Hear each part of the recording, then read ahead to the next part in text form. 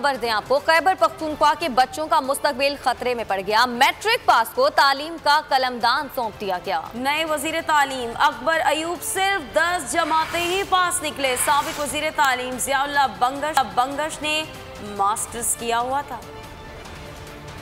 यहाँ हम खबर आप तक पहुँचा रहे हैं नए वजीर तालीम के हवाले से। खैबर पख्तूनख्वा के बच्चों के मुस्तकबिल खतरे में पड़ते नजर आ रहे हैं। मैट्रिक पास को तालीम का कलमदान सौंप दिया गया है।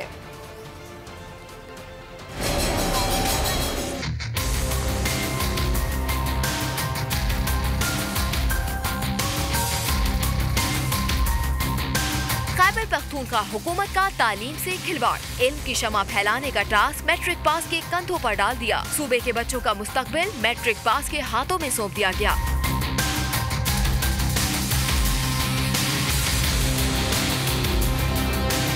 केपी में मैट्रिक पास अकबर अयूब को तालीम का वजीर लगा दिया गया। अकबर अयूब को जियाउल्लाह बंगश की जगह तालीम का कलमदान दिया गया है। जियाउल्लाह बंगश की तालीम मास्टर्स थी।